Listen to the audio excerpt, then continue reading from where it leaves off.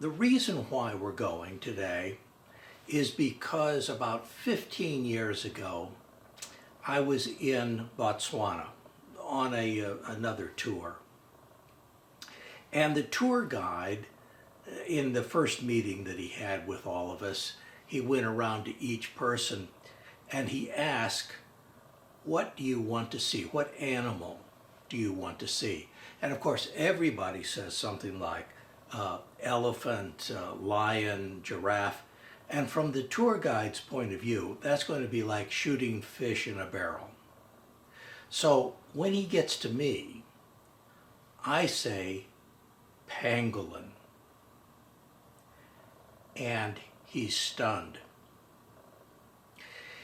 You see, he told me later that in his entire life, and he had been a guide for a very long time, he'd only seen one pangolin in the wild. And of course, on that trip, I didn't see a pangolin. As a matter of fact, every safari that I've taken, or almost every safari, I have asked about whether or not we could see a pangolin, or whether there was one in the area that had been seen.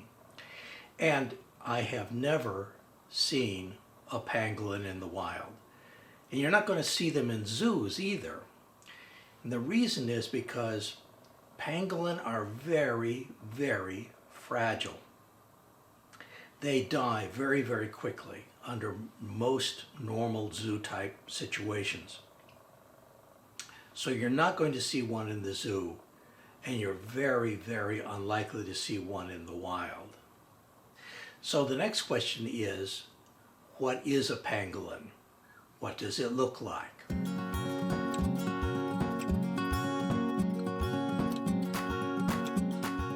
Pangolins, or scaly anteaters, are the world's only scaly mammals. Their scales are made of keratin, which is the same as human hair and nails, and rhino horn. Pangolins have long, powerful claws that are perfect for ripping open ants' nests, and super long, sticky tongues to pick up ants and termites. When attacked, pangolins roll up in an impenetrable ball to protect themselves. However, this doesn't help them defend against poachers who can just pick them up. There are 8 species of pangolin in total, 4 of which occur in Asia and 4 in Africa. All of them are threatened with extinction. In many instances, this is because of increasing demand for their meat, which is considered a delicacy in some places. They are literally being eaten out of existence. In traditional Chinese medicine, pangolin scales are also believed to treat a wide variety of conditions. Pangolins are now thought to be the world's most illegally trafficked wild mammal, with more than 1 million estimated to have been snatched from the wild in the past decade. There are a couple of other little things that are interesting about pangolin as well. This coat is on display at the Royal Armouries in Leeds. It's made out of pangolin scales. It's from Rajasthan in India, probably early 19th century or so. This coat was covered with the scales of the pangolin. The scales had been decorated in gold, and the larger have been used where more protection is required. This is the only known example of this type of armor. It originally also had a helmet made out of pangolin scales with 3 plumes.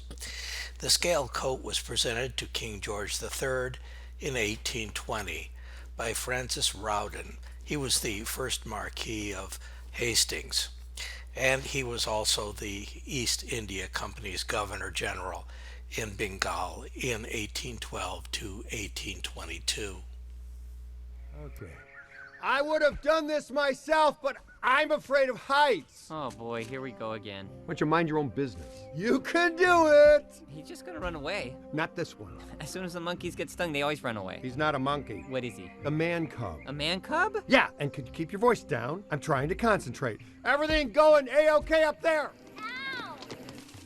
Oh boy, looks like you got another one. Buzz off. It's a man cub. A man cub? Yeah, it's a man cub. It's not a monkey. No, it's not. It's a man cub. You have never been a more endangered species than you are at this moment. You're doing an amazing job! Getting stuck!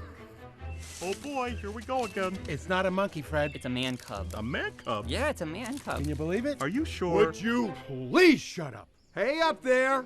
Everything is going fantastically, I see. Ow! You got it! Believe in yourself!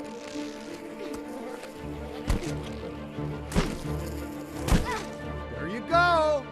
Ow! Come on! Almost! Yeah! Yeah! Oh, yeah! Uh-oh. Oh. Fred?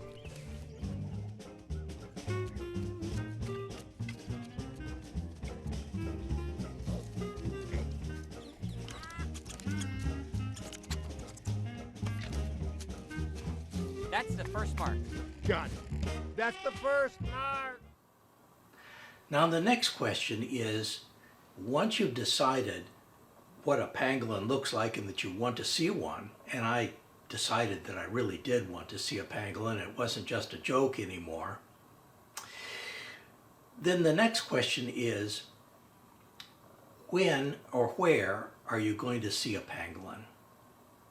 Well, pangolin exist in Asia and in Africa. There's about 8 different species of them, but we're going to be going to the ones in Africa. Now, the next question is, when do you go? Well, I asked that question, and as I understand it, pangolin are most active in the winter. So that's why we're going in June and July, because in southern Africa, that's when winter is.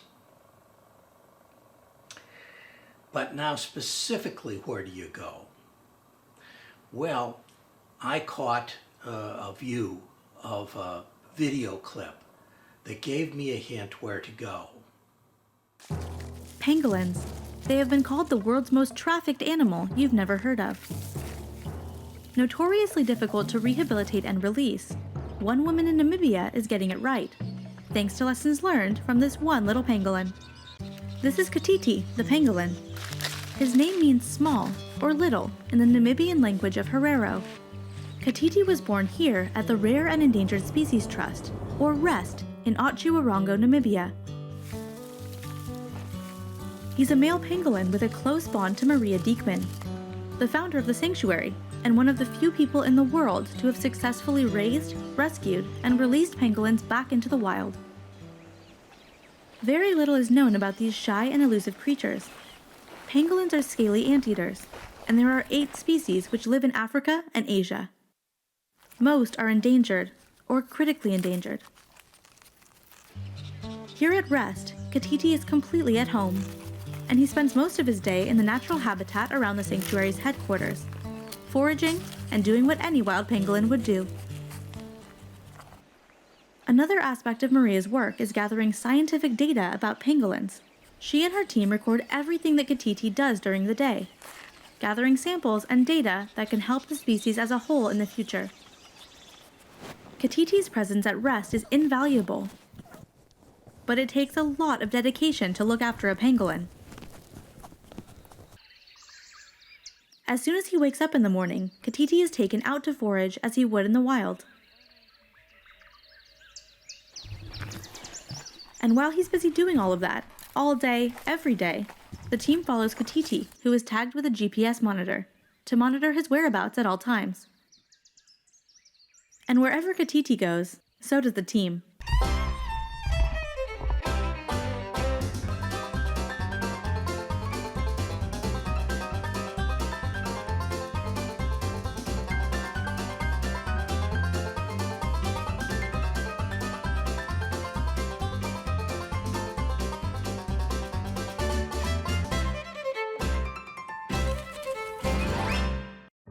But, like most of the pangolins that come into Maria's care, Katiti has a sad story, which starts when his mother was rescued from the illegal wildlife trade. So we got a wild black market pangolin. She'd probably been carried around in a box for about a week.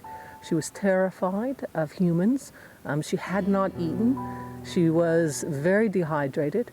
And I let her out of this box, and for whatever reason, this animal immediately bonded with me.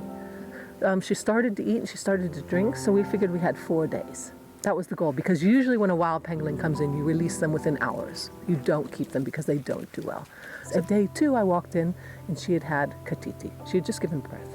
And I just had such a bond. She would bring little Katiti to me. We had a very hands-off approach with him. Only once a day, I would pick him up for about 30 seconds and weigh him.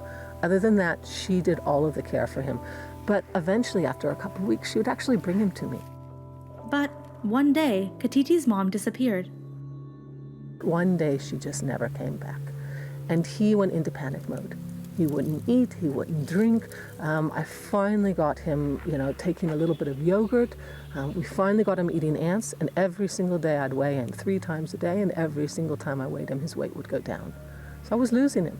I was terrified. You know, you've got this little tiny creature that you've spent 2.5 months with, and you have nobody to call. Pangolins are exceptionally difficult to keep in captivity, and only a handful of people have ever gotten it right. Yeah, there's a reason that there's only 3 people in the world that have held pangolin for longer term, or at least African pangolin. And that's because it is by far the hardest animal in the world. It's to raise or to hold. They have very specific needs. They are incredibly susceptible to stress. They don't do well with humans. They don't do well with a captive diet. So you need a place like this. You can't have a zoo environment. They've tried. You can't have a small little, 10 hectares. They've tried. The fact that pangolins can't be raised in captivity or farmed means that all the pangolins in the illegal wildlife trade came from the wild. It's estimated that over 1 million pangolins from Africa and Asia have been trafficked in the last 10 years. Pangolin scales are prized in traditional Asian medicine, and their flesh is considered a delicacy. It's been said that pangolins are literally being eaten into extinction. Back here at rest in Namibia, Maria and her team are always on hand to rescue and rehabilitate pangolins from the illegal trade. And Maria believes that their success rate is due to Katiti's presence in their home. I probably smell like a pangolin. My house certainly smells like a pangolin. And it's probably all good hormones because Katiti's at home there. That's his home. So when these wild pangolins come in, they have a feeling of, wow, this is actually a pangolin environment. I can relax a little bit.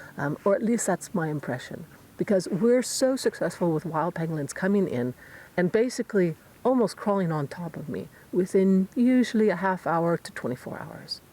Now, it's not the satisfaction of them crawling on top of me. What it is a satisfaction that once they trust me, I can get them to eat and I can get them to drink. So if I can get them to trust me within 24 hours, I can get them out here foraging on their own.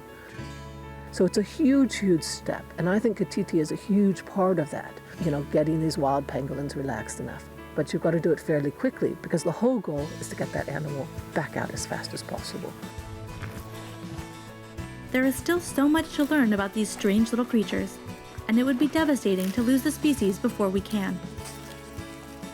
Which makes the work of the Rare and Endangered Species Trust and lessons learned from Katiti absolutely invaluable.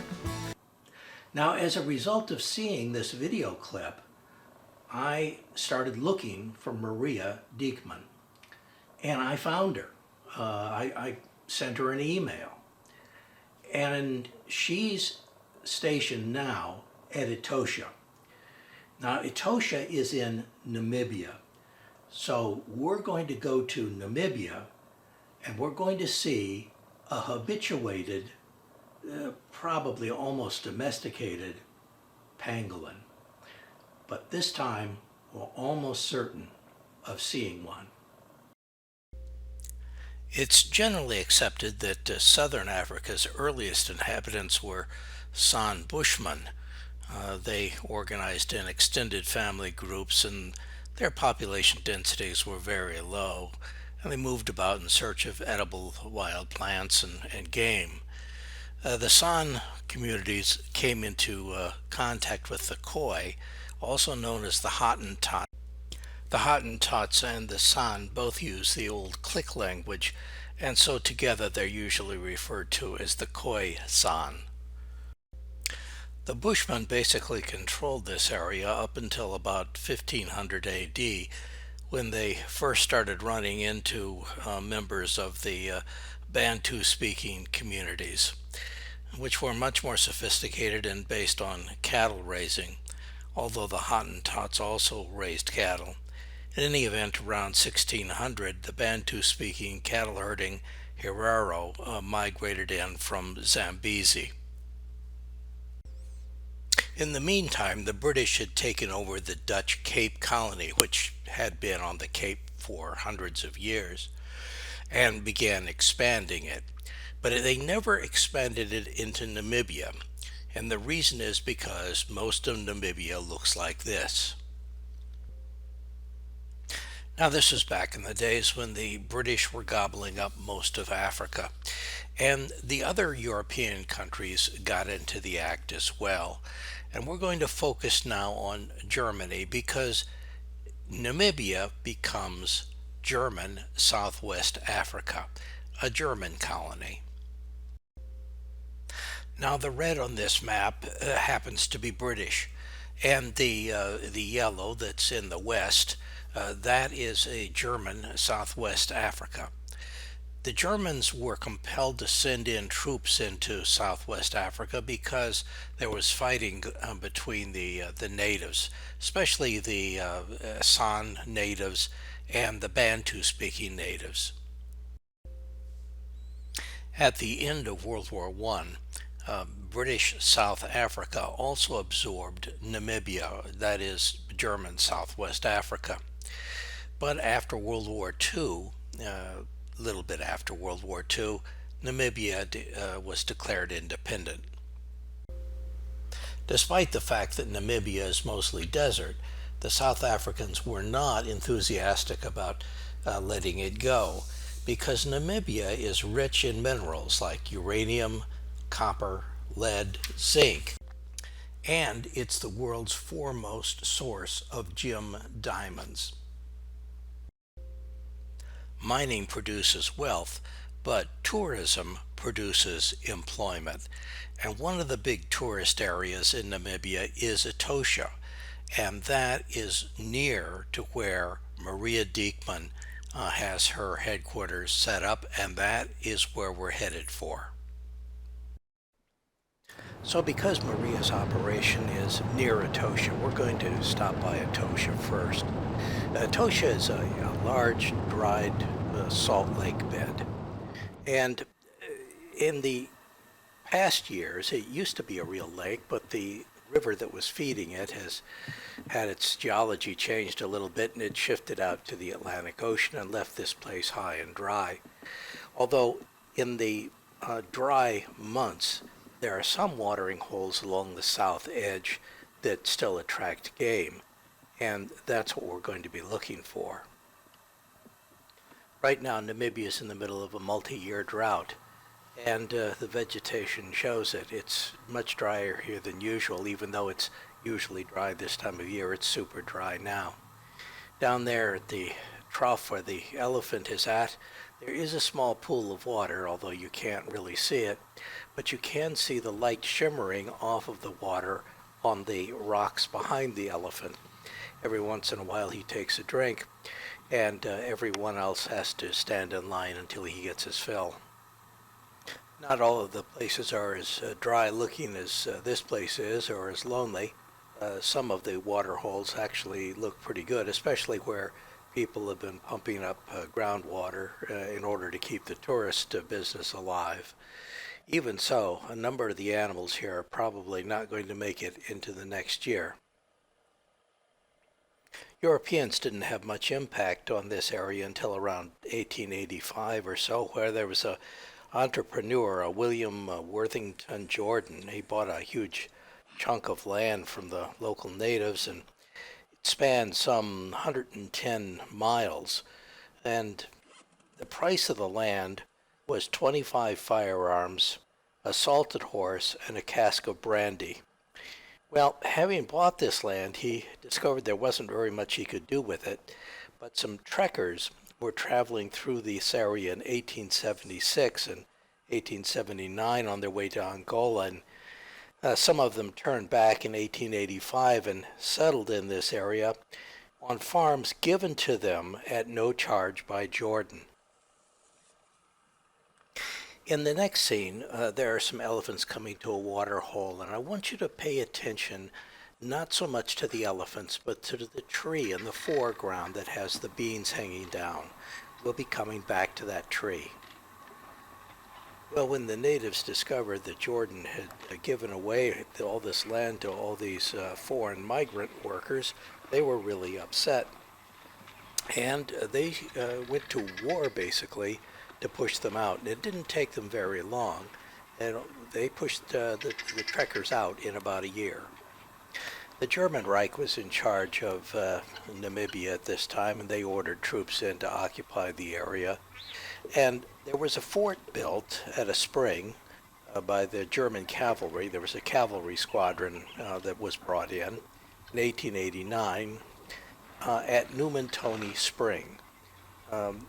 In 1904, just a few years later really, 500 native troops attacked the Imperial German Schutztruppe at Fort Numantoni and completely destroyed the fort, driving out the colonial forces and taking over their horses and cattle. Well, it's not really as impressive as it sounds because the fort only had 7 defenders, and they were outnumbered about 100 to 1, and they did the only rational thing. They fled under cover of night. The fort was rebuilt, and the troops stationed there again, and the area was declared a game reserve in 1907, and Lieutenant Adolf Fischer of Numantoni, Fort Numantoni at that time, became its first game warden. This is the old fort that I told you about. I understand that it's been reconstructed a little bit, but that most of it is original. The reconstructed fort's in pretty good shape considering the fact that it's 100 years old, and in the new government, the independent government, hasn't gotten around to tearing down this evidence of colonialism. Now it's a tourist attraction, and so they're not really able to discard it. You remember I told you to pay attention to the tree with the little bean pods hanging from the branches. Well, that's a moringa tree, and I wanted to bring that to your attention because there's a little section of Etosha which is called the Spooky Woods. The Spooky Woods is a place in Etosha where there are a lot of moringa trees, or at least traditionally there have been. Now, the moringa tree should look an awful lot like a baobab tree to you. I think that they must be related. They seem to be structurally very similar. However, the moringa tree always grows on the side of a mountain in a rocky area. And this area is not on a mountain and it's not rocky. And I think that's what makes this the Spooky Woods, because these trees aren't supposed to be growing here. Next from Etosha, we go a little bit south to Maria Diekmann's place, where she has the organization REST. This is where she does rehabilitation of rare and endangered species. And she had started out not with pangolin, but she kind of got into that by accident. This is an overview of REST and the area that surrounds it. One thing that's fairly clear is that there appears to be enough for a pangolin to eat here.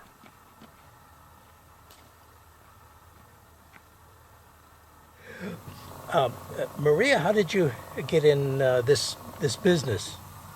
Well, to make a very long story short, I actually came over to Namibia to look at the political situation. I was working in Washington, D.C. in politics, and I wanted to look at what was happening in Southern Africa. And the second day in the country, I met my future husband, who was a cattle rancher, an engineer for the government at the time, but his family was cattle ranchers. And one thing led to another. 3 years later, we got married, ran a cattle ranch for a number of years, and then saw a need for a bird called the Cape Griffon vulture, the most endangered animal in this country, and it was on the cliffs very, very close to where our farm was. And I thought I'd start this sort of small little organization that would help a few birds, and bring some people in and do a few little things. And that's how REST started. And then, one day a pangolin came in, and, one day a bat came in, and we've actually just started working with a number of different species. Mm. Now, as I understand it, you've got a couple of pangolin now in your care. Is that right? Yeah, we don't usually talk about numbers for security reasons, same as the rhino people. But I do have 2 permanent pangolins at the moment. One is being raised. She's been with me since she was a baby. So she's being prepared for the wild. And then another one came in with a very serious injury. So he's not able to forage 100% for his own food. So he forages every day for a couple of hours, but then he also stays with us. And the one that's the permanent, uninjured pangolin, that's honey bun, I take it. Yeah, that's honey bun. And hopefully she's not permanent. You know, she's been with me for 3 years. She was actually out in the wild for a number of months, and she chose to come back to us. We're not quite sure why yet. We're looking at a couple of different reasons, maybe because it was winter and it was just getting cold or what, but she's chosen to return to us a couple of months ago. And we're holding her, and she essentially lives like a wild pangolin. She only has the benefit that she comes in at night and has a safe, warm place to sleep. Okay. And the other pangolin, how did you come by it? Well, he's my miracle baby. He escaped from poachers. He was in an industrial area, and you know those buildings has those very high, small windows. So he must have found a way. They're real Houdinis. They can climb anything. He found a way to climb up to the window from the inside, and then obviously fell a considerable distance on the outside, and severed his leg from his spine. So it was quite a serious injury.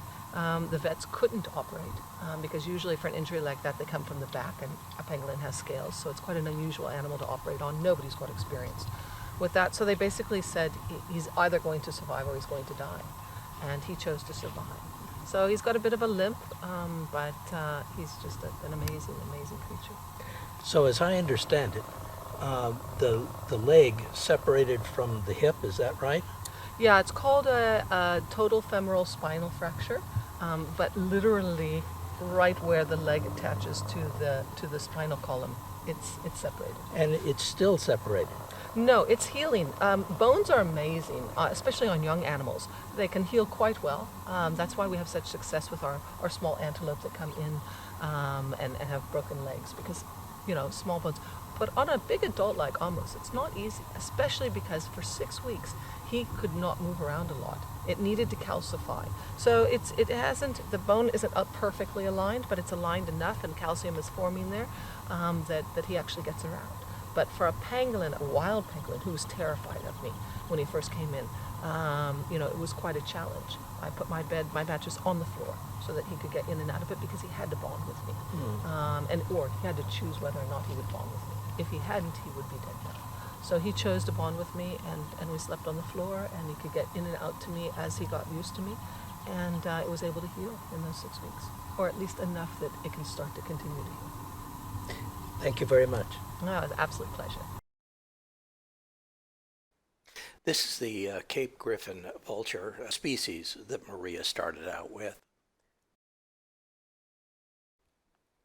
Maria has a couple of them in her care right now, a male and a female, and they are hoping for eggs.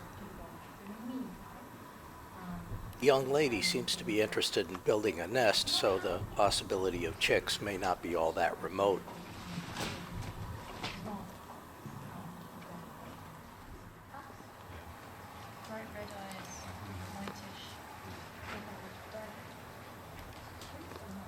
We've got a bird guy right there. What is it? Small, it's like this kind of size, white house, fluffy ears, big red eyes. Big, but not too big. It could be the white-faced owl. Maybe a Verox owl is a little bit big. I think very it's big. smaller than I think it could be the white-faced, rather. White-faced owl. But have you seen it? Honey bun isn't the only animal that's been released from the rest that has returned. These warthogs also came back. They're not fed. They just stick around because they like being here. And here's our first look at one of Maria's pangolin. No, you're fine. This was perfect time. That was Amos, the pangolin with the injured leg. Incidentally, he weighs about 20 pounds. And this is Honey Bun. Honey Bun is about 15 pounds or so. Both of these pangolin are a Cape pangolin. They're not nearly the largest pangolin. The largest pangolin is the giant ground pangolin, and it can go up around the size of, well, the weight of a small human being, adult human being. We're going to be following Honeybun as she goes through her daily routine. Basically what she's doing is foraging for food. She collects her own ants and termites for the most part.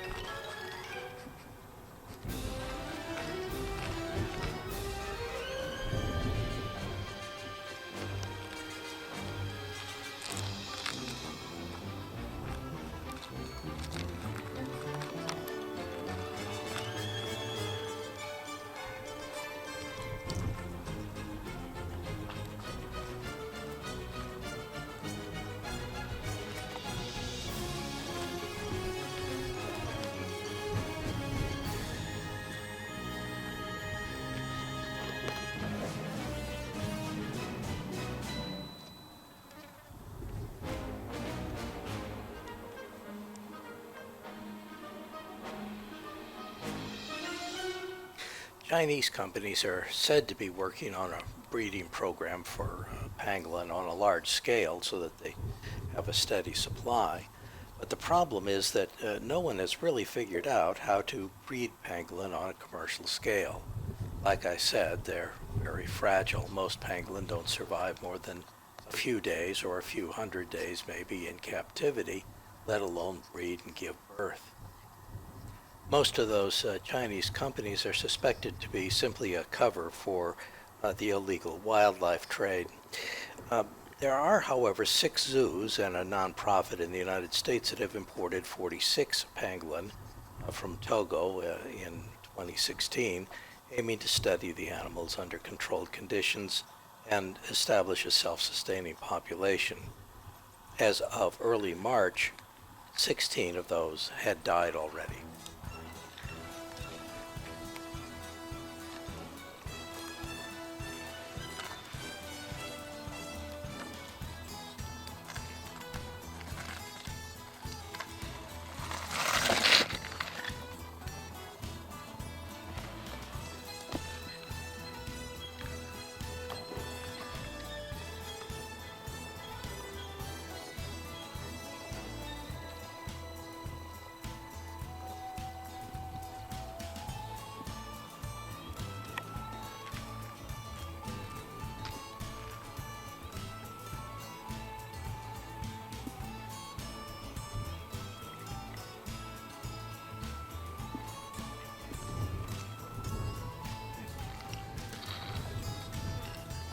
could be in a fragile state. She could be pregnant, so I'm just concerned about it.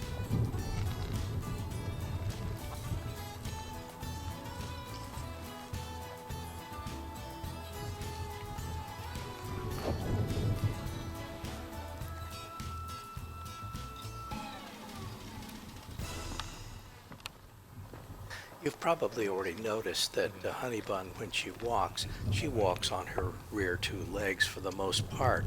And for the most part, she holds her front arms up above the ground. That's to keep those claws sharp for digging. Unlike honey bun, Amos, the pangolin with the leg that had been broken and is healing, Amos has a slight limp when he walks, and it's fairly noticeable.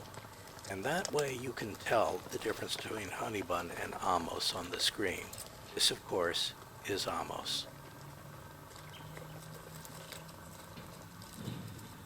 Amos also has to use his front legs more than honey bun does because of that weak rear leg that had been separated from the spine.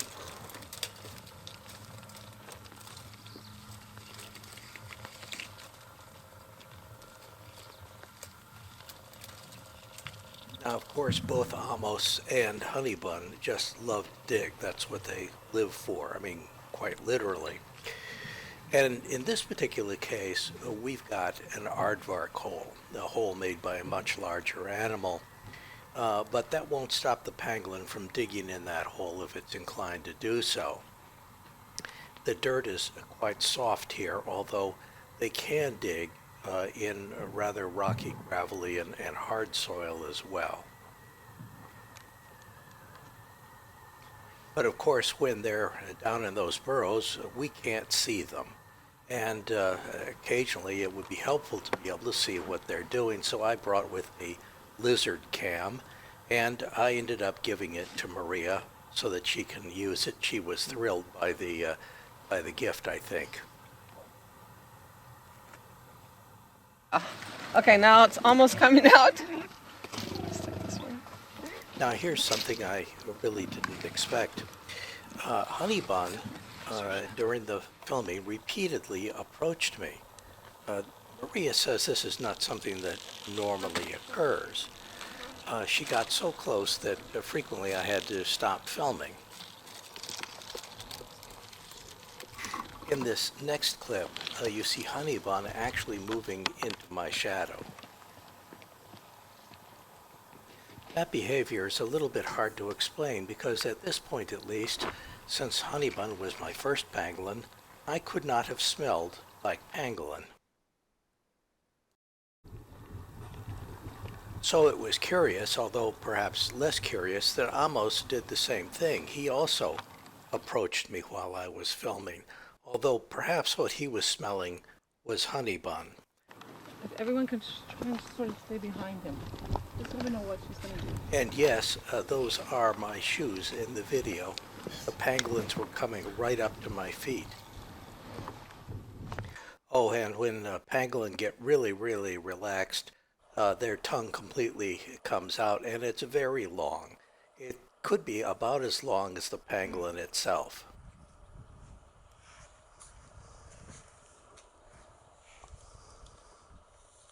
You ready to go now? Now we're moving south to Okanjima. This place is in between Rest and Windhoek, the capital of Namibia. We're going to be tracking two animals, leopard first, and then pangolin.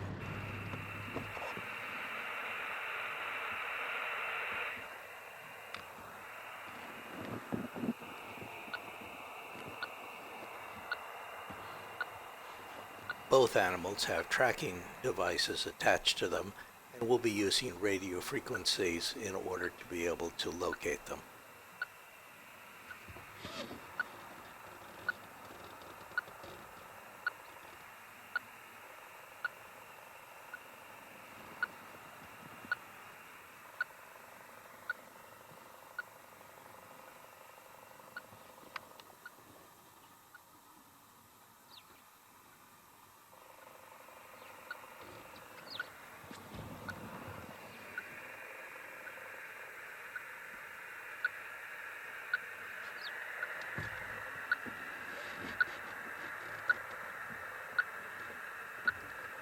The radio collars will get you in the right neighborhood, but you'll have to look sharp or listen in order to locate exactly where the animal really is.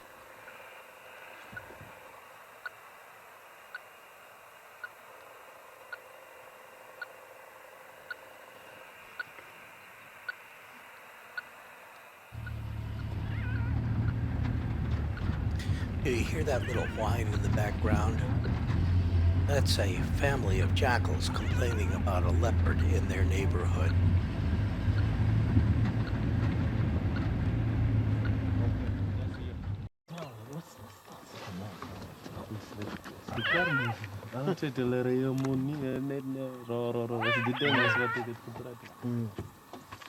Her name is Isaskia. So the jackals are looking. Yeah, her name is Isaskia. He have 2 cubs. The other one, 2 of them, the collar was dead, and the other one was just found yesterday. I don't know how did it end up so very far. Terra was found, and Nova still, there's no signal. I mean, the collar still dead. We did not find him yet.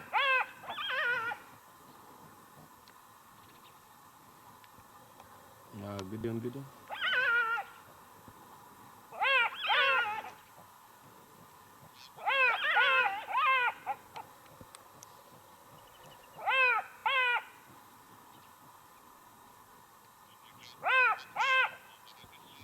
He just have to be patient. Maybe he'll get out of the bush at some point.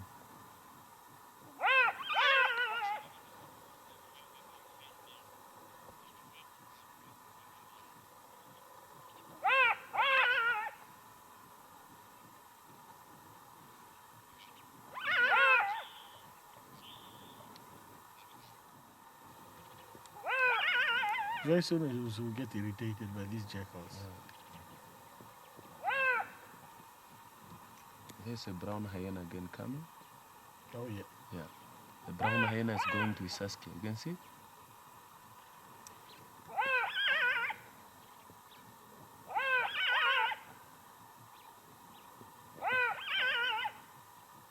You can see a brown hyena? I mean, the leopard got something out on the tree or somewhere down there to eat. But I don't understand. I don't see brown hyenas as big as really to get to for a leopard to scare of that thing. They look very small for a leopard. There is coming. She's coming. Yeah, I think there's a leopard coming. She's coming. Saskia. The leopard is coming. What's this guy? Maybe he's having a kill. That's why it's following him.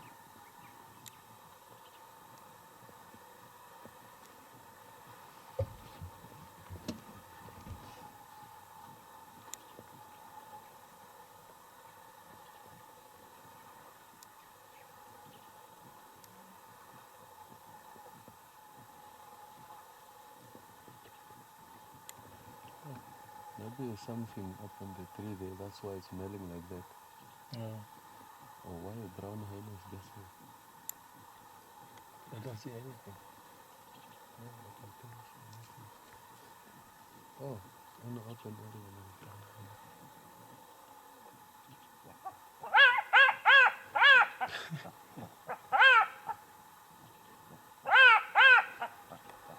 Okay, let's get close. Let's go forward a bit. Let's go forward. We might cross the road. Now, there where he's going is too much thick.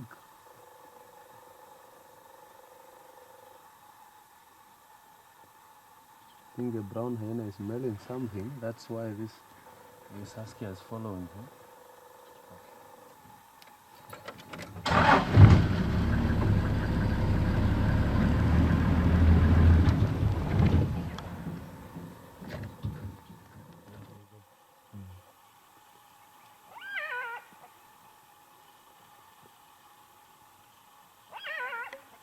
I think why she's lying down here, she's waiting for this, what's these birds? The guinea fowls. Because you can see there's a lot of Yeah. droppings there that they slip up on the They tree. slip there. up, yeah. Yeah, that's why maybe slipping down, you just wait for these guinea fowls to go But up. guineas, most of the time, they fly up. They don't Yeah. come walking. Yeah. They'll walk and then they fly up straight. Yeah.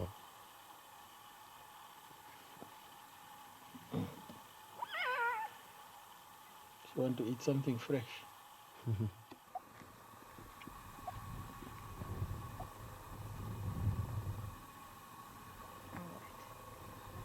So we can start walking.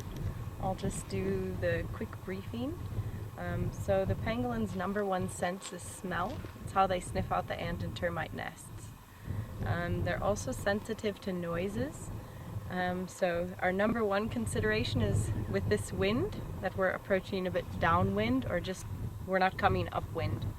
The second is that we're not sounding like a bunch of elephants moving through the bush. We don't want to be very loud because if they hear us coming, they might go into a burrow or they might hide. And the goal of my research is to be as least invasive as possible. So I'm trying to collect research on their natural behaviors. If we disturb their natural behavior, then it's not helping for my research. I was just about 100 meters in when you saw me, and I'm getting the signal somewhere there.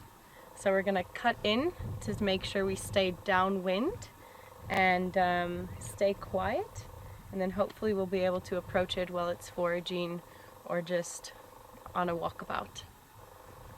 All right.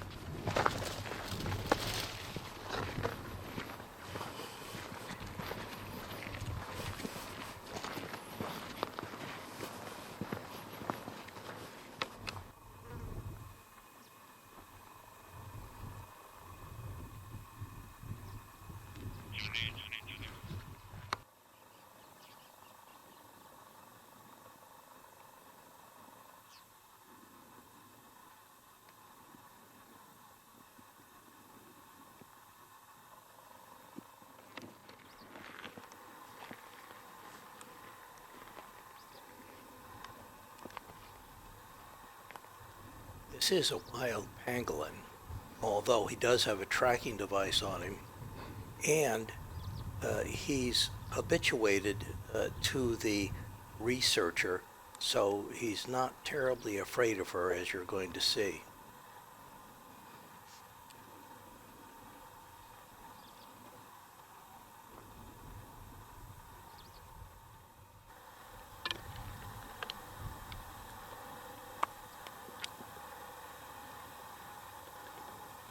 This pangolin has the same kind of tracking device that Honeybun and Amos had, but this pangolin does not have a name.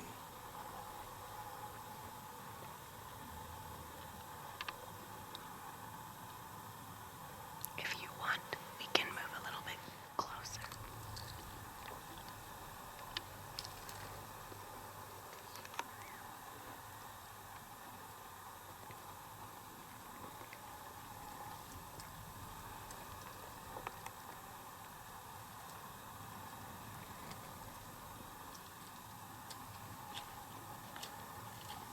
If he does come towards us, don't shift your weight at all, and he won't be bothered.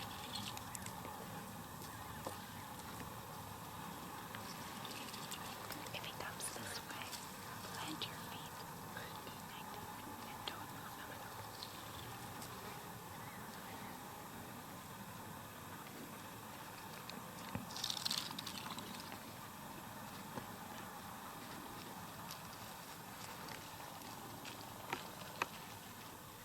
And sure enough, the pangolin came right to my feet.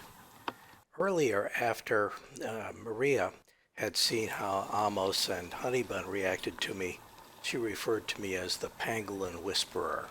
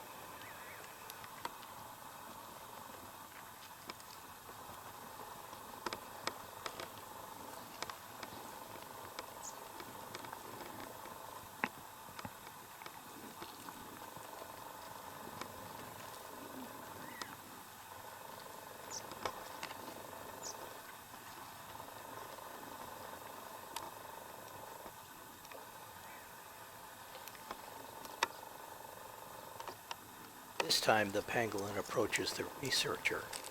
However, there's an alarm call in the background and the pangolin becomes somewhat frightened.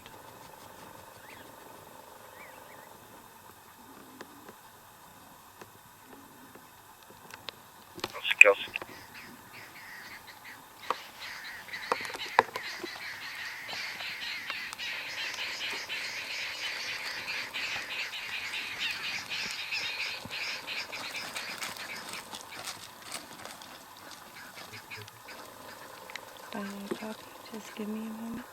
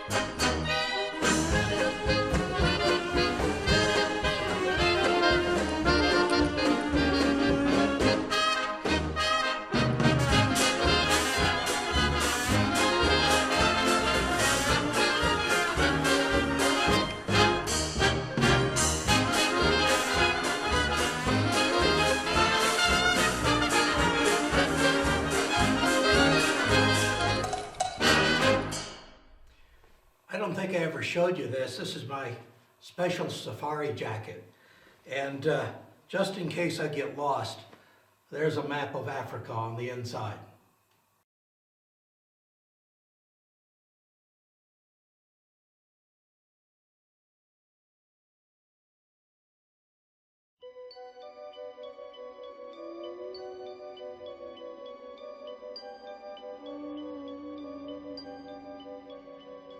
Diamonds are forever. They are all I need to please me. They can stimulate and tease me. They won't leave in the night. I've no fear that they might desert me.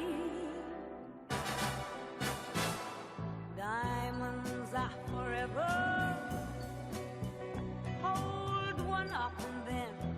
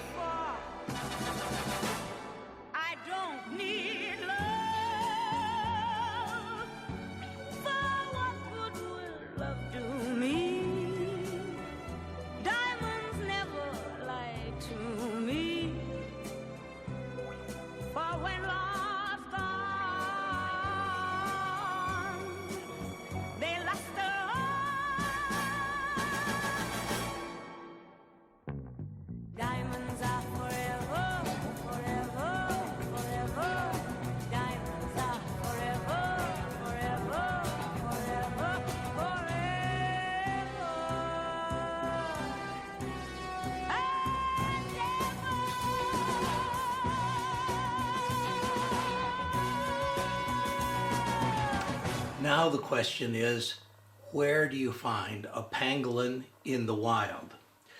Well, I started out by looking on the internet, and I got some hints.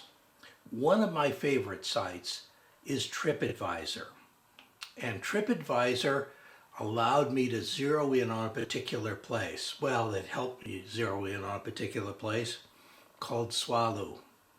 Tswalu means something like new beginnings, new birth, something like that. Anyway, there I found a number of reviews by people who had done safaris, and they said there were pangolin in this area. In fact, quite a few of the reviews mention them. I've got one in front of me. This was written in November of last year, and it says, "We visited Tswalu to celebrate a big birthday and a milestone anniversary. We couldn't have found a better place." From arrival at the Fireblade hangar in Joburg, that is Johannesburg or Johannesburg Airport, and through our whole stay at Motse, which is the name of the lodge, the welcome and service we received was excellent. Rudy, our guide, and William, our tracker, when you land at Tswalu, they give you your own guide and tracker. Couldn't have planned a better day for my birthday. Over 2 game drives, we saw 11 different cheetahs and followed the wild dogs on a hunt when they first took a warthog for the puppies, and then plowed into a herd of about 200 eland, which scattered in all directions, kicking up a dust cloud that made the whole experience reminiscent of a Mad Max movie. The excitement was amazing as the dogs took a young eland and certainly had the adrenaline pumping. To finish the day, and this is the point, we had dinner out on the dunes together with a birthday cake, and then an amazing chance to see a pangolin that the trackers had been tracking for a couple of hours. So these people did see a pangolin.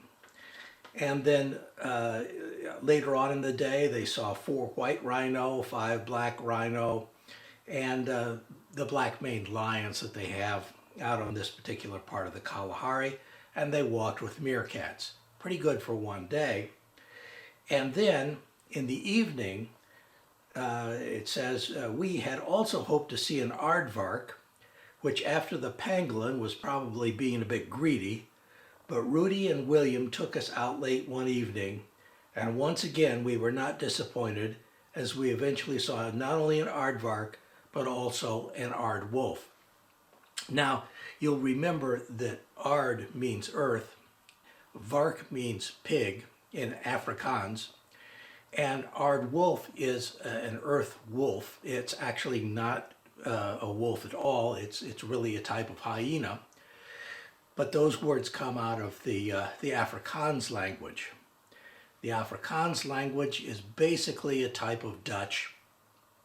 Remember, the Dutch settled in the Cape Colony, in Cape Town, and they were the original settlers there hundreds of years ago, and a lot of people still speak this form of Dutch called Afrikaans. Well, I looked, and last year alone, there are 11 reviews that look very much like this, which mention specifically seeing pangolin. So I figured this is the place to go. Tswalu is west of Johannesburg, or Johannesburg if you prefer that pronunciation, south of Botswana, just barely though. It's still in the Kalahari Desert. It's where that little red tick mark is, and it's to the southeast of Namibia. But it happens to be near Kimberley. And now we're going to digress a little bit to talk about Kimberley, but we'll be coming back to Tswalu. You have almost certainly heard of Kimberley, and the reason is because those are where the diamond mines were that made South Africa famous in that area.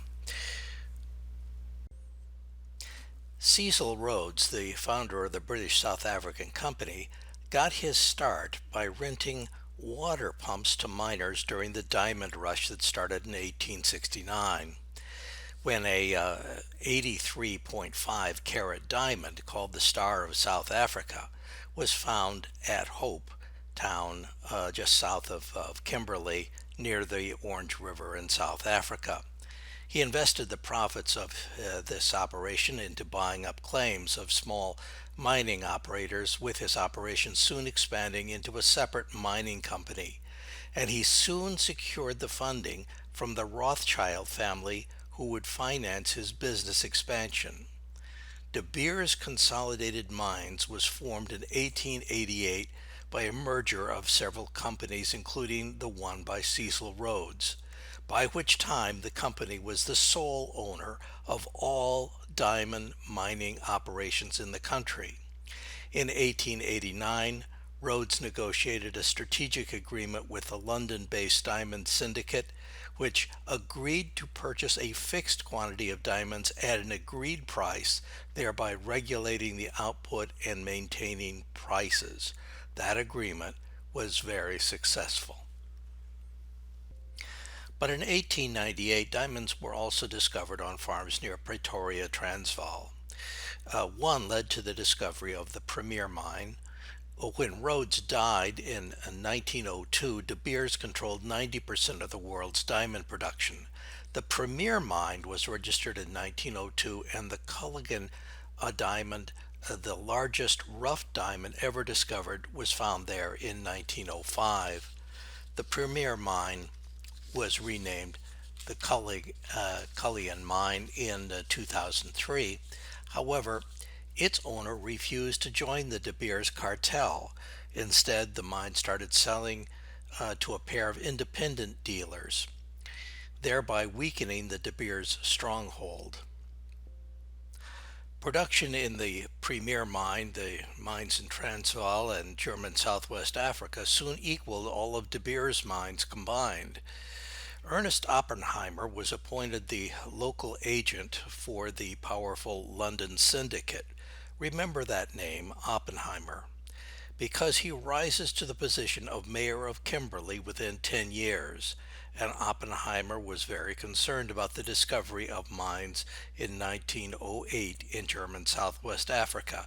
Fearing the increased supply would swamp the market and force prices down, he understood the core principle that underpinned De Beers' success, stating in 1910 that common sense tells us the only way to increase the value of diamonds is to make them scarce, that is, to reduce production. The Premier Mine was absorbed into De Beers, and Ernest Oppenheimer became the chairman of the company in 1929. In 1957, Harry Oppenheimer, Ernest's son, inherited the company. And this is where we tie Tswalu, the place that I'm going to, into De Beers. This man was the former chairman of De Beers. No, not Putin, the guy that Putin is talking with. As a matter of fact, when I look at Putin's face, it looks to me as though he's saying to himself, why am I talking to this person? And the reason that he's talking to this person is because it's Nicky Oppenheimer, the second most wealthy man in all of Africa. In 1982, Nicholas Oppenheimer inherited De Beers, but it has not done well since the 80s. The fact is that the De Beers company used to control the diamond business, but it doesn't do that anymore. They had 90% of the market in the 80s, but that dropped to 33% of the market in 2013. It's not entirely Nicky's fault. In 2011, Nicky Oppenheimer sold De Beers for $5 billion. That's billion with a B. Nicky Oppenheimer was valued by Forbes recently at $7.7 billion. Now, a few years ago, some folks got together and decided they'd figure out how long it'd take to spin that, and they figured it'd take 18 years if you spent $1 million a day. Tswalu is South Africa's largest private reserve. To make this reserve, Nikki bought up 35 farms, totaling just almost 300,000 acres. This next little clip is what Nikki Oppenheimer says about Tswalu.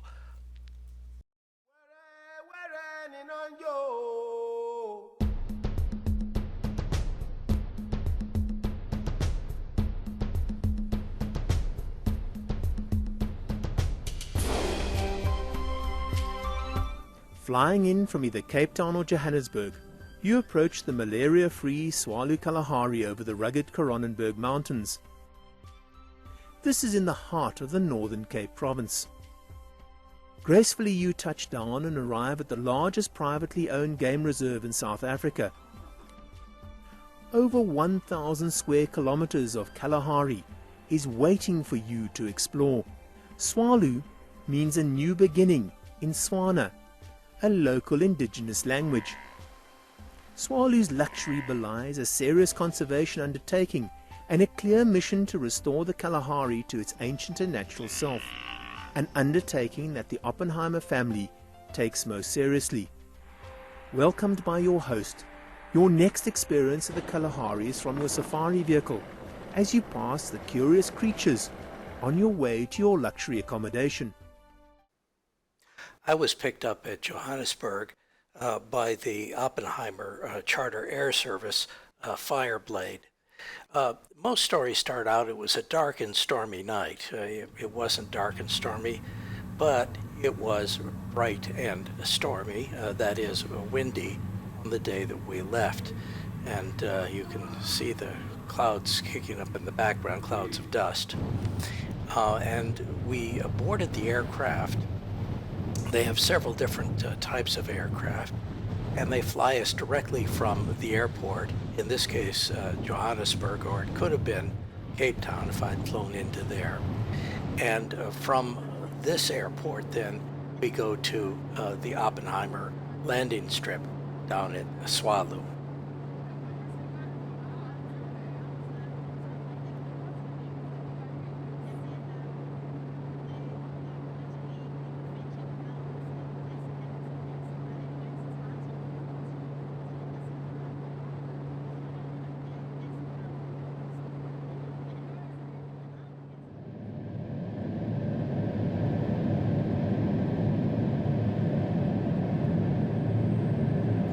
We're over Tswalu now, and in the distance you can see the runway. That runway is 2 kilometers long, and it's asphalt. You could land bombers there. Well, just kidding.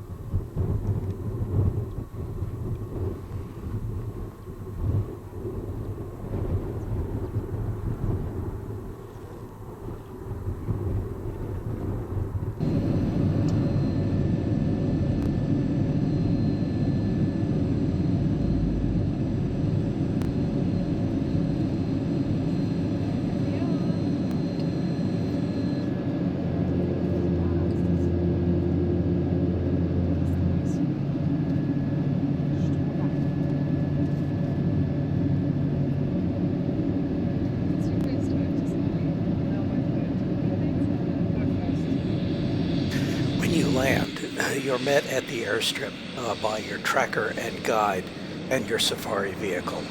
My safari vehicle was number 11, my guide was D, and my tracker was James, all of which were flawless. As a matter of fact, D actually knew where the plant euphorbia's name came from. It was named after a Roman botanist and medical doctor, Euphorbius, who lived in North Africa.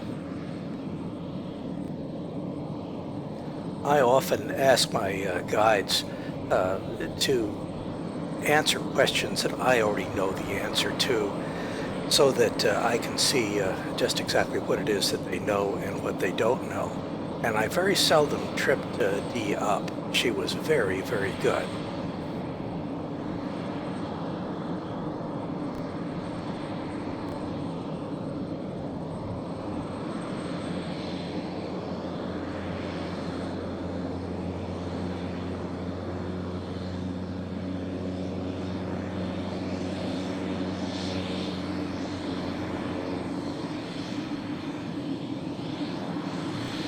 On the way to the lodge, night fell, and that led us into our first night safari.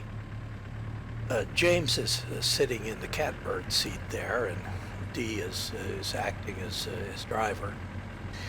And as we were moving along and talking, we would occasionally spot things. The first thing that we saw was a spring hare, which is not a hare, nor is it a rabbit. But it is a rodent. And in addition to that, we saw an actual hare, a bush hare. This is an actual hare and not a rabbit. And Dee knew the difference between rabbits and hares. Among other things, hares, when they're born, do have fur, whereas rabbits are naked and blind. While we were moving along, I was telling Dee and James that my primary target was pangolin, and then after that, aardvark, and finally, white rhino. And almost immediately, Dee spotted an aardvark.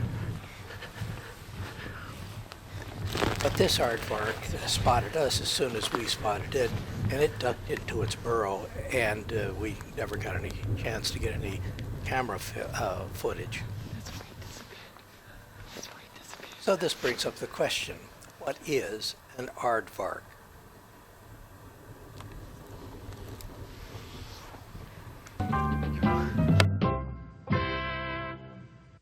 Hello there. Let me introduce myself. I'm an aardvark. I eat ants for a living. I'm a functional creation. Check the profile. That's a profile. And the mouth. Ever see a mouth like that? To show you how it works, just suppose an ant was hiding down behind that hill.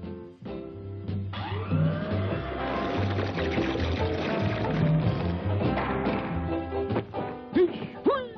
I'm an anteater, not a fish eater. Well, let's try for something a little more accurate.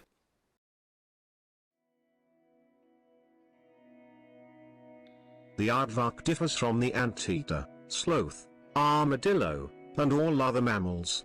It is the only member of the order Tubulidentata, tubule-toothed, so named because of a permanent set of 20 teeth that have tubular pulp cavities extending through them from top to bottom.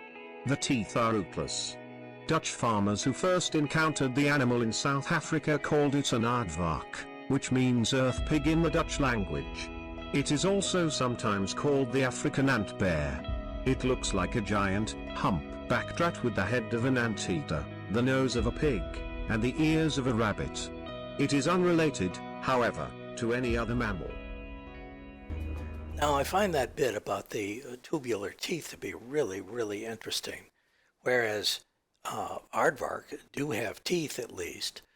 Many other anteaters do not.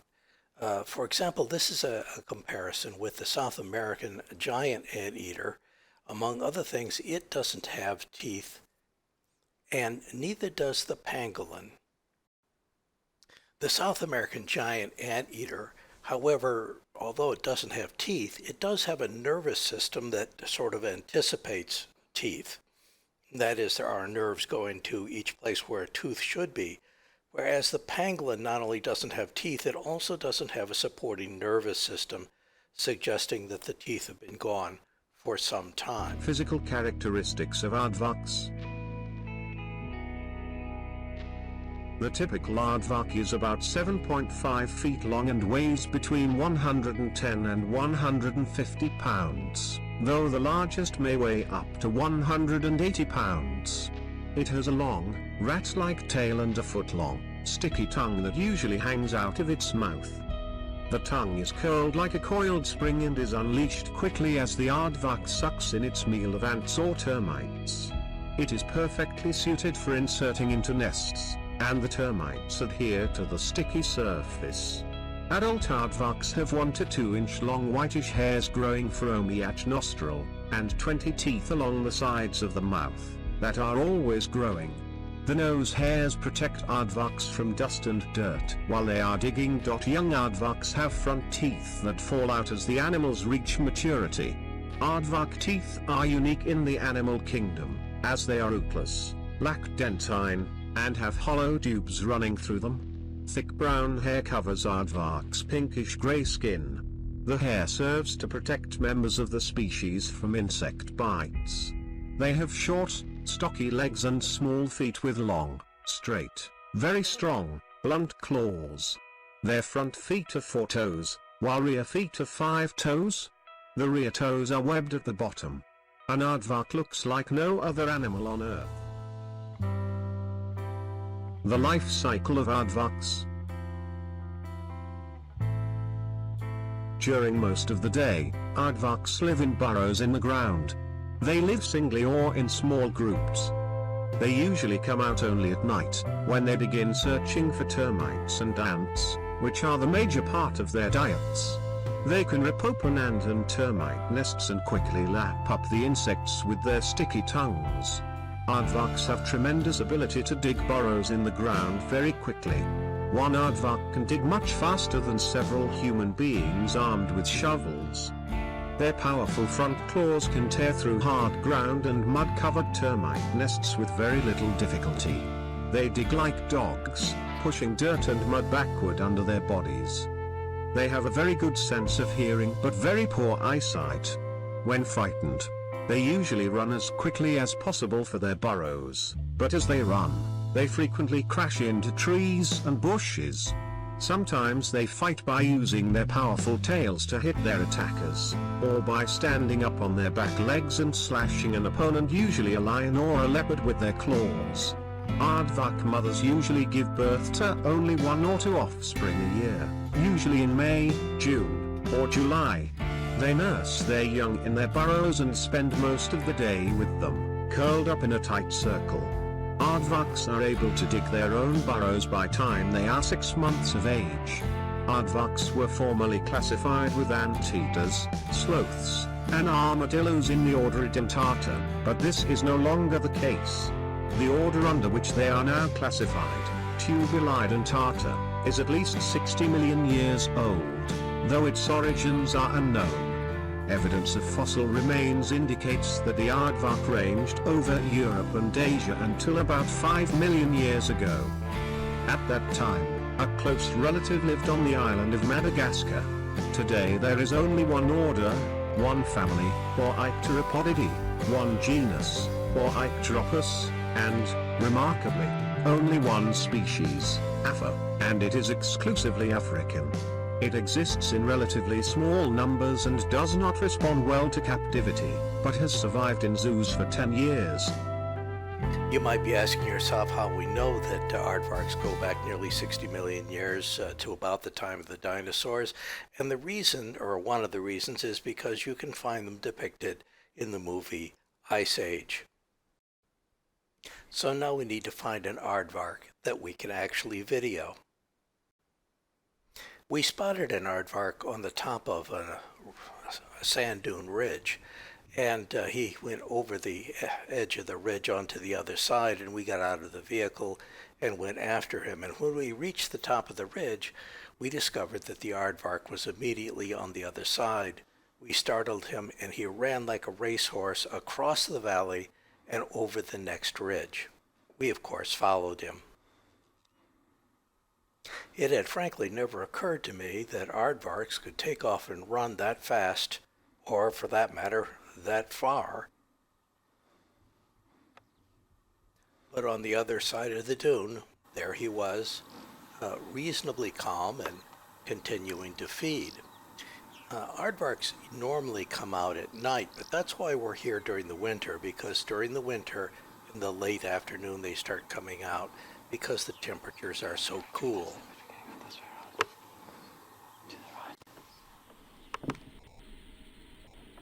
But as soon as he caught wind of us, he was over the hill again. I've slowed down the tape here so that you can see him running up.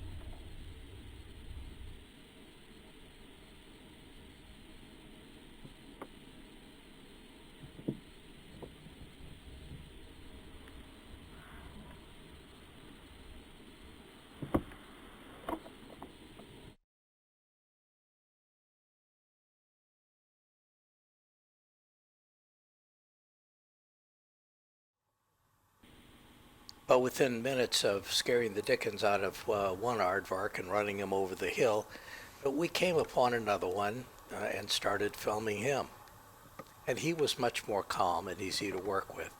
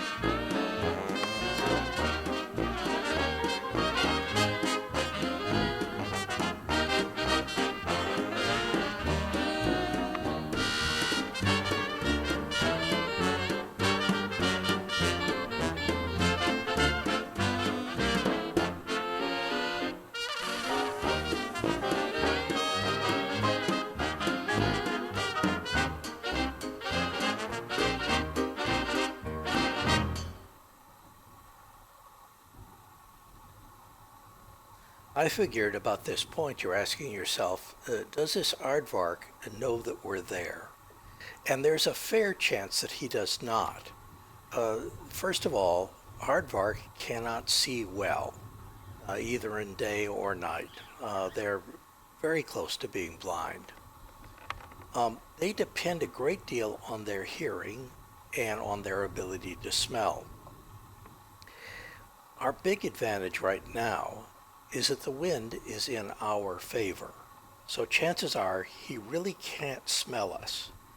He can't smell us and he can't see us. That only leaves sound. And we're trying very, very carefully not to make any noise.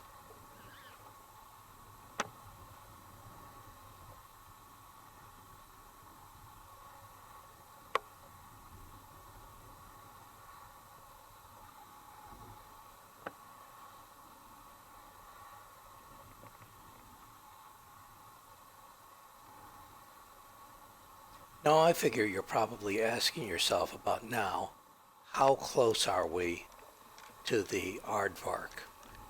Well, watch the aardvark walk through my shadow.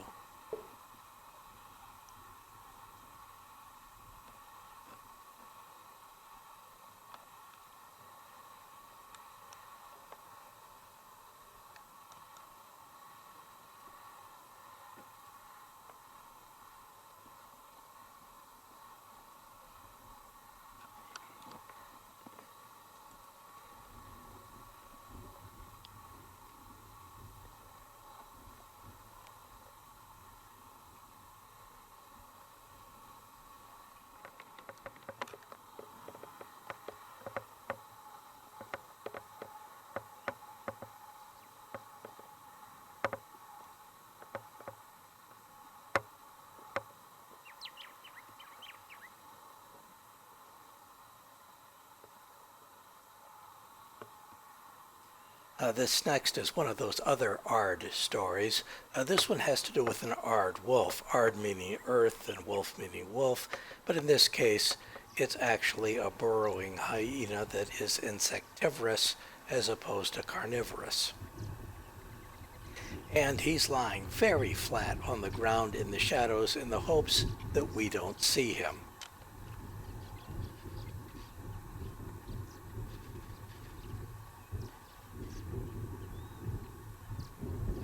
So he decides that we did see him, and as a result of that he runs to the next shade and lies flat on the ground on the assumption that we won't see him there, even though we saw him running. Well, apparently he decided that it didn't work the second time either.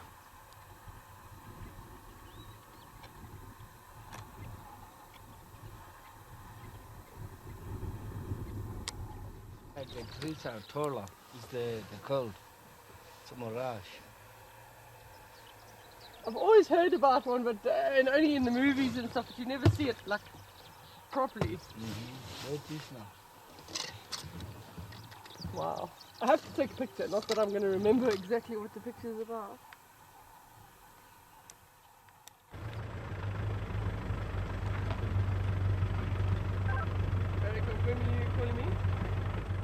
While we were driving around, we happened to see a white rhino, a bull, alone, and he disappeared into the brush. So naturally, we jumped off the vehicle and took out after him, carrying our .457 rifle with hard ammunition, hard enough to stop a rhino.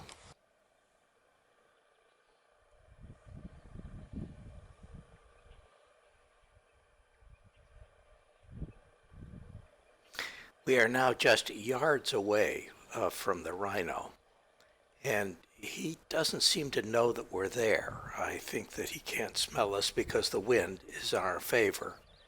Rhinos can't see very well, although they hear quite well, and we're being as quiet as we possibly can. And eventually, he actually goes to sleep in the brush.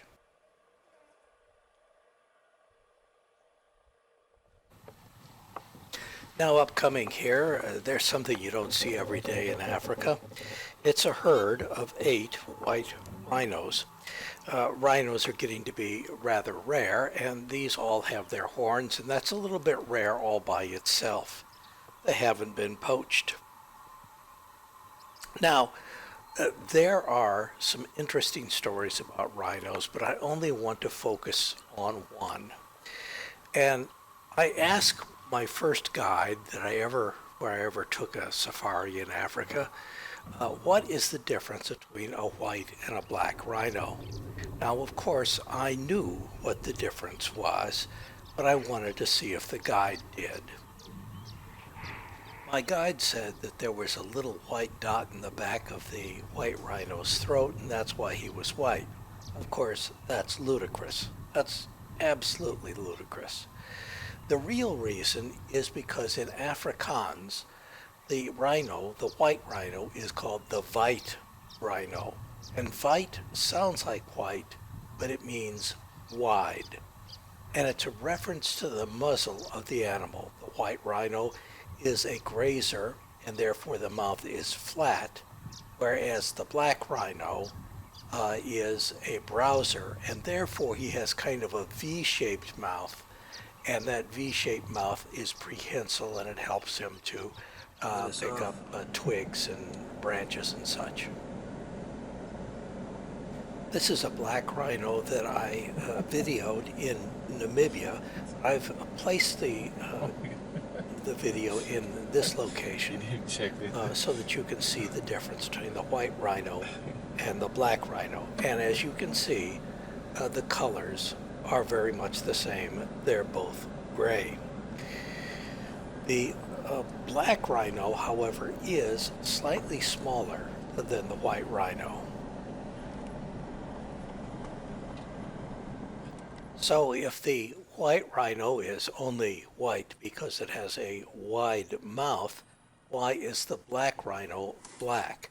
Well, the English decided that if there was a white rhino, there must be a black rhino, but other than that, there doesn't seem to be much of a distinction or a clarification of the name.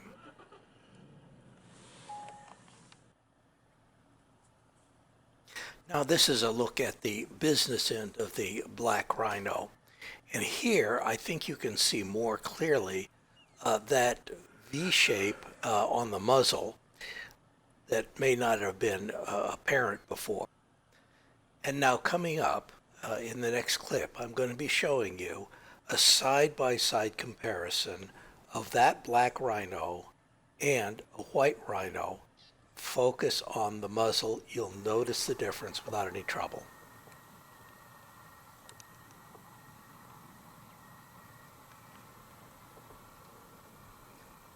By the way, this safari spanned the 4th of July, and I did something that's traditionally American, but which I haven't done before for as far as I can remember. I had a picnic on the 4th of July, and this picnic was out at an archaeological site.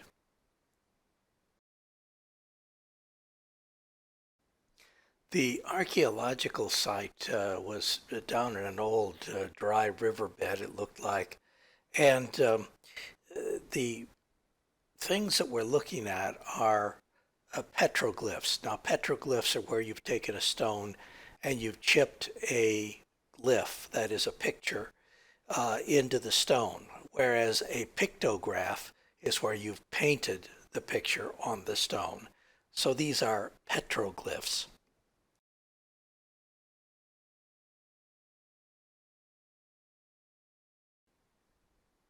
The petroglyphs appear to be mostly of eland, which would have been a prime source of meat. It's the largest antelope in the world, and ostrich, which of course would have provided eggs as well as meat, and the eggs are useful as canteens.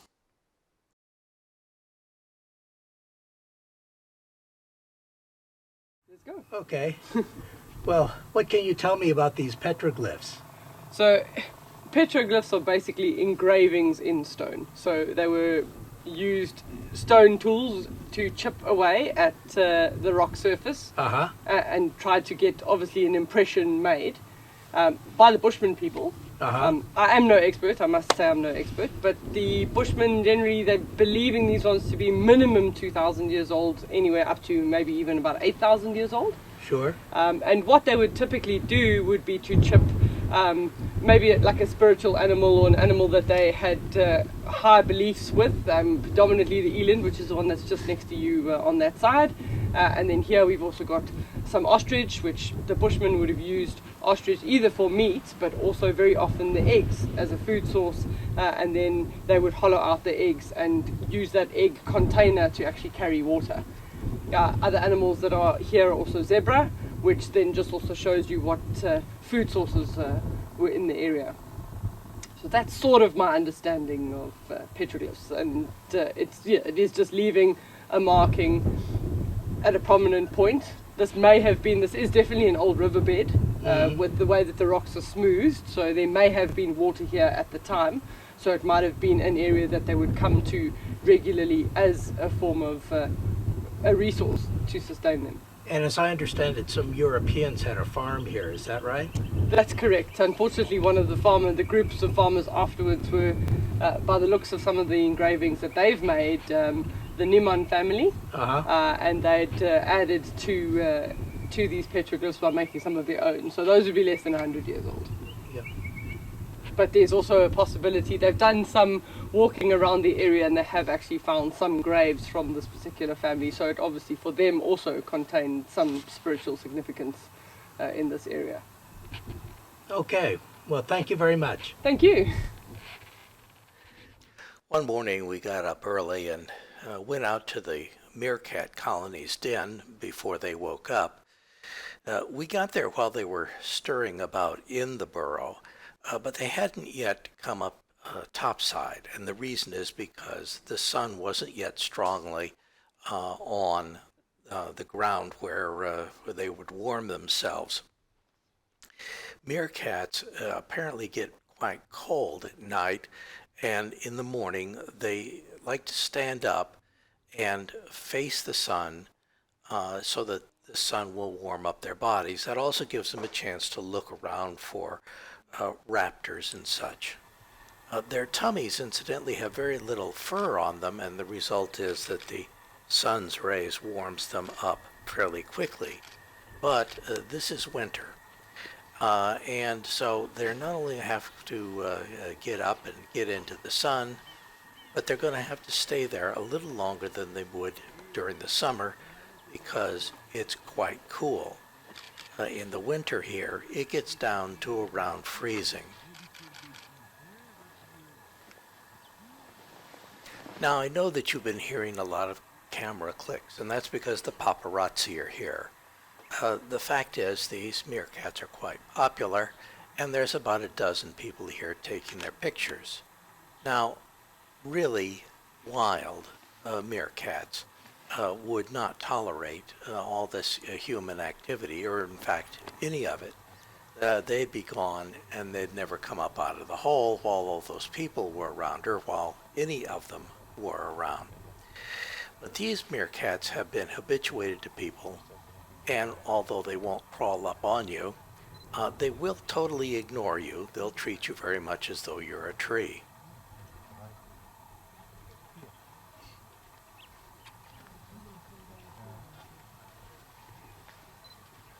It appears to me that standing up on two legs like the meerkats do is difficult to do, and the younger ones do have trouble doing that. But in addition, several members of this mob happen to be rather sleepy. There's a desperate need here for coffee.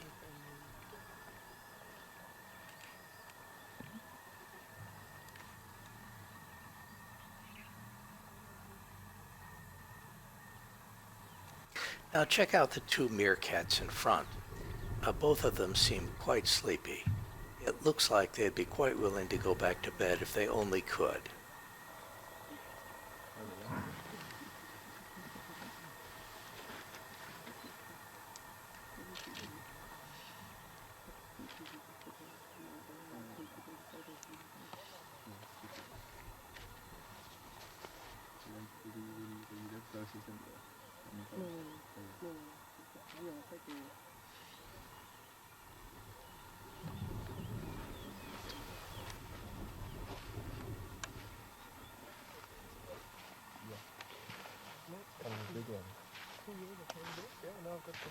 The biggest eyes. So at the moment it's just sitting in this box. That will be out over the night.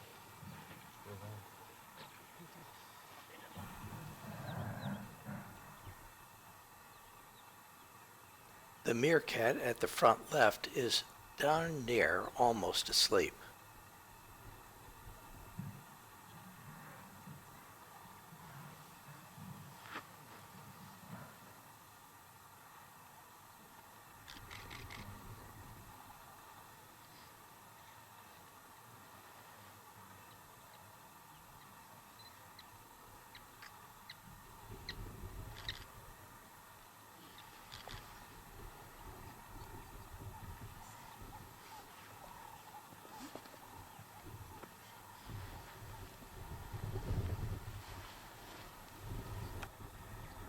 Here, the adult accidentally knocks over the youngster, but he makes the best of it.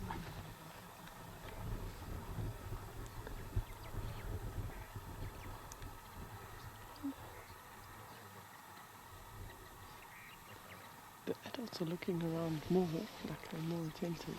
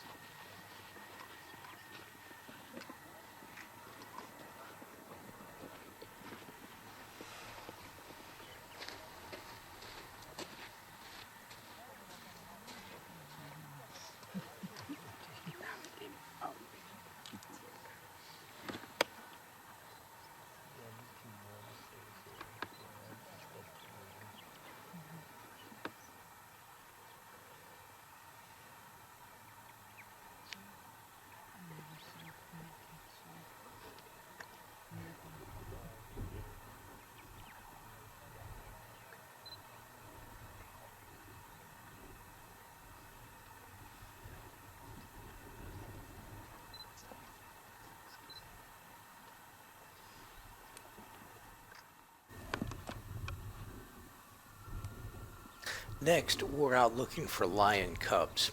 We're pretty sure that the lionesses, the pride, has stashed them away someplace so that the lionesses can all go out and hunt. And they've hidden the cubs, and we're having a little bit of trouble finding them.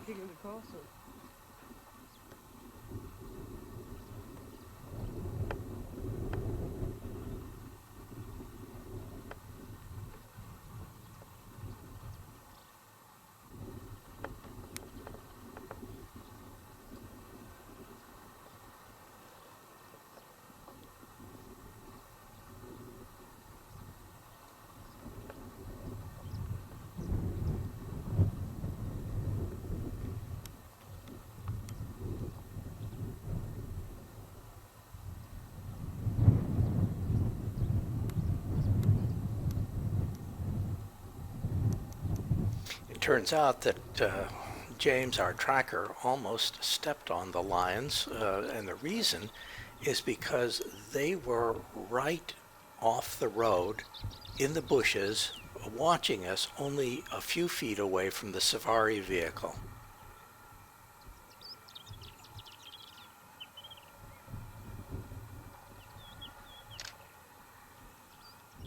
There are a total of 6 cubs. 3 of them are 4 months old, and the babysitters are 8 months old.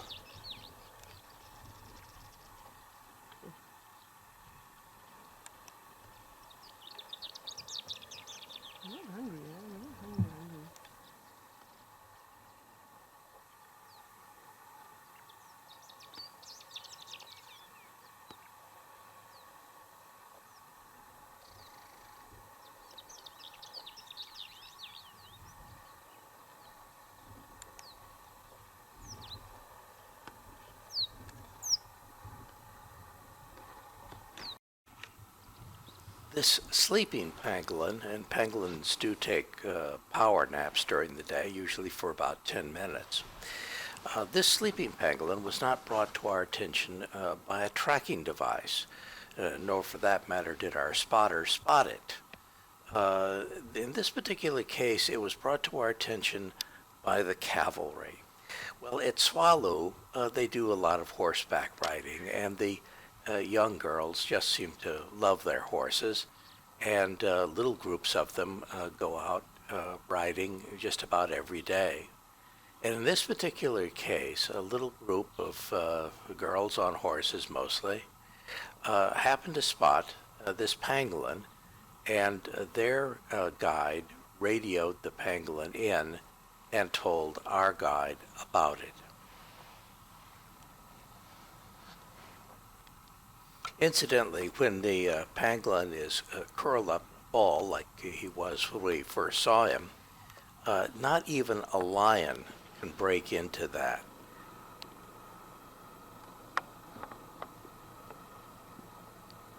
It looks like it's now time for breakfast, or at least the breakfast after the power nap.